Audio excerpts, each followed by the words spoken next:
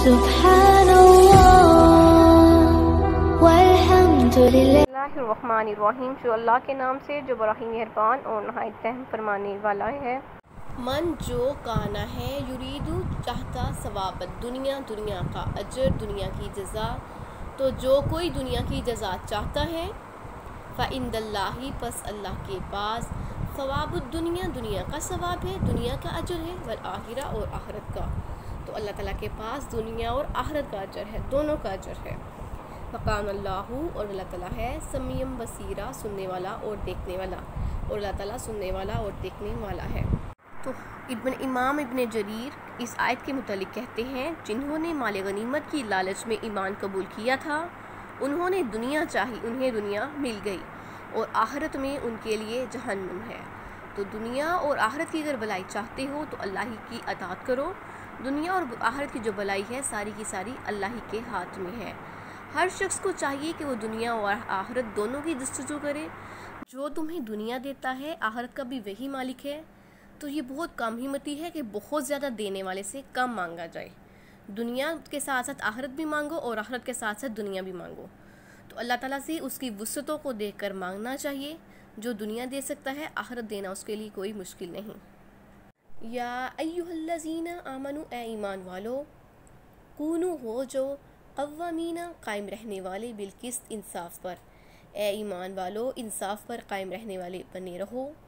शुहदा, गवाही दो, लिल्लाही, अल्लाह के लिए, अल्लाह ताला के लिए गवाही दो।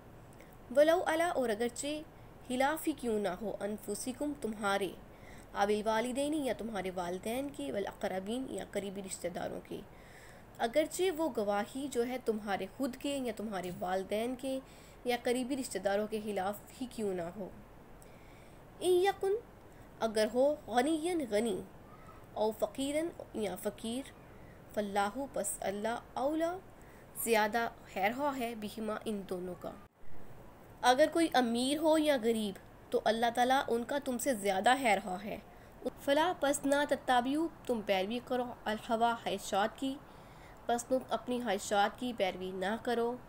अन, ये के तादिलु, तुम अदल ना करो, कि तुम ख्वाहिशात के पीछे चलकर अदल ना कर सको। व इन तलवु, और अगर तुम मरोरोगे, और तुइज़ु, या एराज़ भरतोगे, फ़इन्नल्लाह, बस बेशक अल्लाह ताला, काना है, बिमा, उसको जो तामालूना, तुम अमल करते हो, खबीरा, खबर रखने वाला।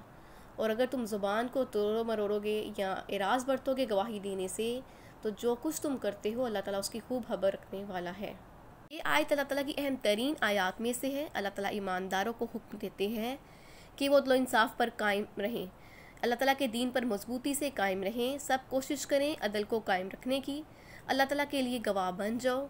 तो गवाहियाँ अल्लाह ताला की रज़ा के लिए सच्ची, बिल्कुल सही हों।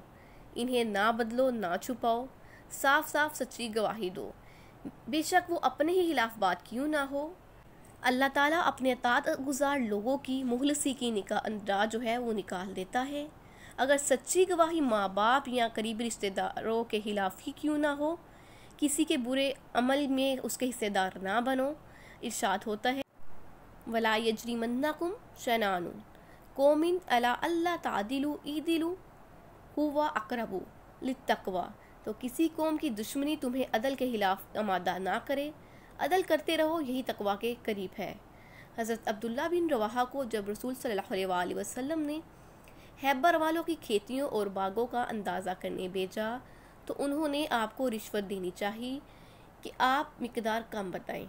आपने फरमाया, सुनो, अल्लाह की कसम, नबी करीम सल्लल्लाहु अलैहि वसल्लम मुझे तमाम महलूकात से ज़्यादा अजीज़ हैं, और तुम मेरे नज़दीक कुत्तों और खंजीरों से बदतर हो। लेकिन आप सल्लल्लाहु अलैहि वसल्लम की मोहब्बत और तुम लोगों की अदावत के बावजूद मेरे लिए इंसाफ से हटना मुमकिन नहीं। तो ये सुनकर वो कहने लगे, इसी से तो ज़मीन व आसमान कायम है। अल्लाह ताला फरमाते हैं, अगर तुमने गवाही में तहरीफ की, झूठ से काम लिया, वाक़या के खिलाफ गवाही दी या कुछ छुपा लिया, तो अल्लाह तुम्हारे सब अमाल से बाखबर है।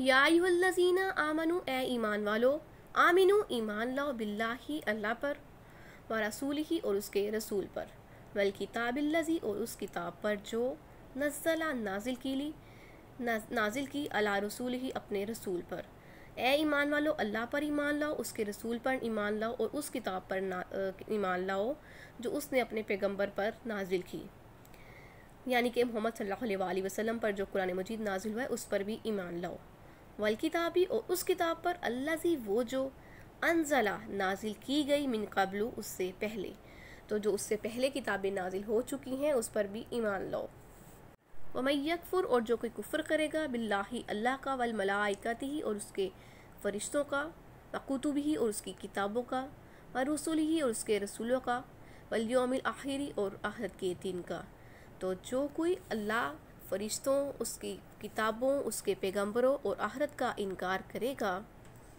فقد پس تحقیق ضل وہ گمراہ ہو گیا، ضلالا بعیدا دور کی گمراہی میں، تو جو شخص اللہ اور اس کے فرشتوں، اس کی کتابوں، اس کے پیغمبروں اور قیامت کے دن کا انکار کرے گا تو وہ رستے سے بھٹک کر دور جا پڑا۔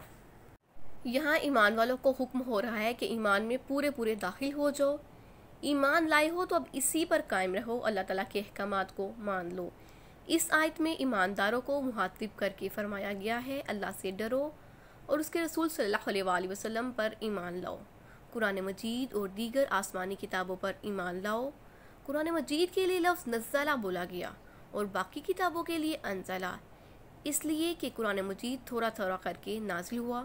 پھر فرمایا گیا جو شخص اللہ کے ساتھ، اس کے فرشتوں کے ساتھ، اس کی کتابوں کے ساتھ، اس کے رسولوں کے ساتھ، آخرت کے دن کے ساتھ کفر کرے وہ راہ ہدایت سے بھٹک گیا اور دور کی گمراہی میں جا پڑا۔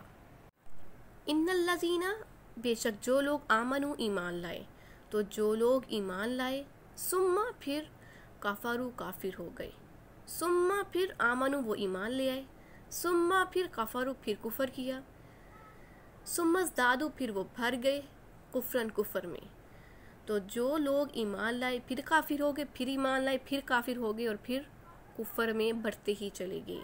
لم یکن اللہ نہیں کرے گا اللہ تعالیٰ لیغفر لہم کہ ان کو بخش دے، تو اللہ تعالیٰ ان کی بخشش نہیں کرے گا، ولا اور نہ لیہدیہم ان کو ہدایت دے گا، سبیلا سیدھے رستے کی، تو نہ اللہ تعالیٰ ان کی بخشش کرے گا اور نہ ان کو سیدھا رستہ دکھائے گا۔